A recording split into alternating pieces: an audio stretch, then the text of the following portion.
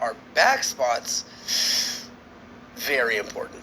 I think that back spots are like the pillar of your stunt group. I think it's one of the most important positions because a good back spot can make or break your stunt group.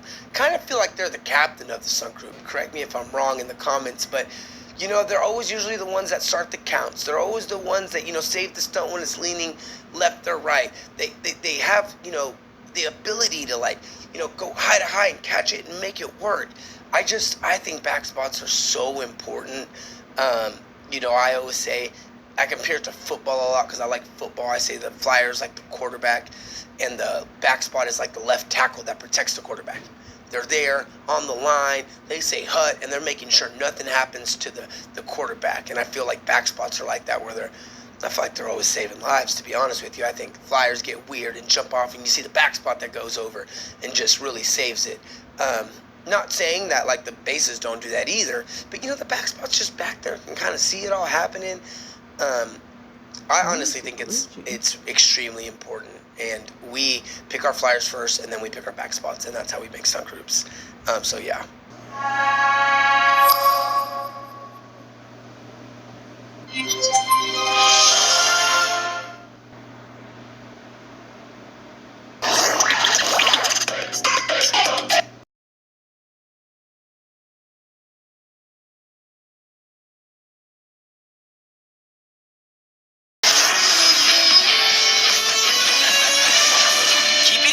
Okay guys, I have an inside scoop, and my sources tell me that there is a new cheerleading competition coming to the Ford Center at the Star in Frisco, Texas, and this is not like any other cheer competition before. This is going to be an exclusive invitation-only event bringing together the top nation's teams. They're going to be having all-star cheer, school cheer, hip-hop, and pom dance all under one roof. Here's the twist. It's not going to be by age divisions. It says instead teams will compete by levels. For cheer, that means levels 1 through 6, with only 8 all-star teams per level earning the honor to step on that stage. On top of that, 8 school cheer teams, 8 dance, each in hip-hop and pom, will be competing also. So it says the way that you get in is that there will be a nomination period where people can submit teams. Selection committee review, nominates, and handpicks the best of the best. The official invites will go out in January. It says that the competition will run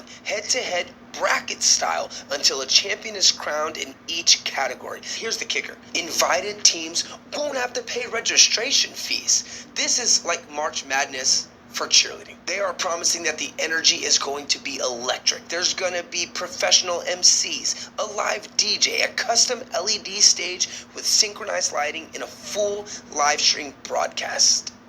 This sounds cool. So if you're an athlete or a coach, an owner, or just a fan, keep your eyes out for this competition and comment below and let me know what you would like to see at this competition. That would make it a little bit different. I'm excited.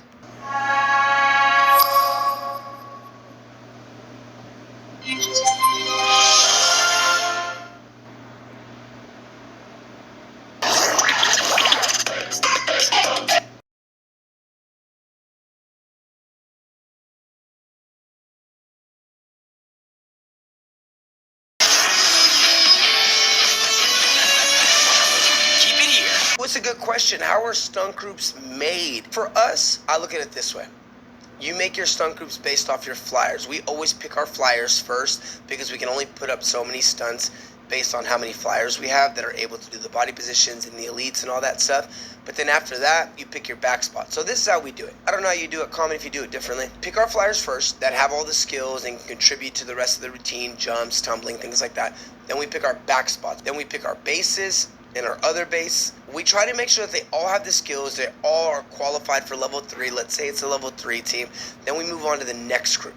Then when we get to the last groups, let's say we have a flyer that has the skills, we have a back spot, we have a base, but nobody else really has the skills. We look at a lower level, like a level 2, someone maybe that didn't do all of the skills, and see if maybe we can bring them up and they can hang on the team. So we do it one stunt group at a time, and we build out the stunt groups as we're checking the numbers, because yes, sometimes You don't have to have all the skills, and you can just be a really good base, and that's your role on the team. But if you have too many of those people, then you're going to really exhaust the rest of your athletes by making them tumble over and over and over again. Because what you don't want to do is make a team with like half the team doesn't tumble, but they're really good, stunners, and then the other half of the team has to do everything and carry the boat, and that's exhausting. It's always a puzzle. There'll be parents that are like, how did Sally make the team because she doesn't have a tuck, but my daughter can throw a tuck, but she didn't make it?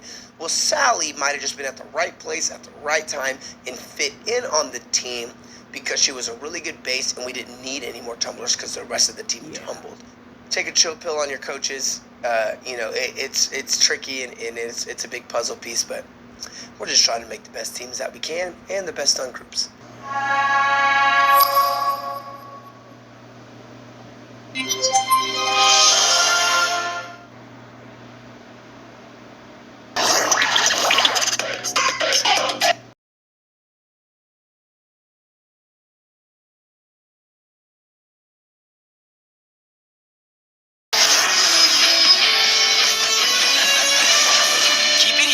We have the official announcement. The competition that's going to be coming new to Frisco, Texas is called the Tournament of Champions, and this is very different. This groundbreaking event is the vision of the one and only Kevin Jones, who will serve as the executive director. It says here, with over 40 years of experience across school, all-star, and dance, Jones is widely recognized as a pioneer in the cheerleading industry. And I can confirm that because I've known him for many years. This event aims to redefine what the competition can be. The format will focus on level-based brackets, not traditional divisions, creating a national stage for excellence across cheer and dance. It will be April 12th, 2026 at the Ford Center at the Star in Frisco. It will be invite-only bracket style.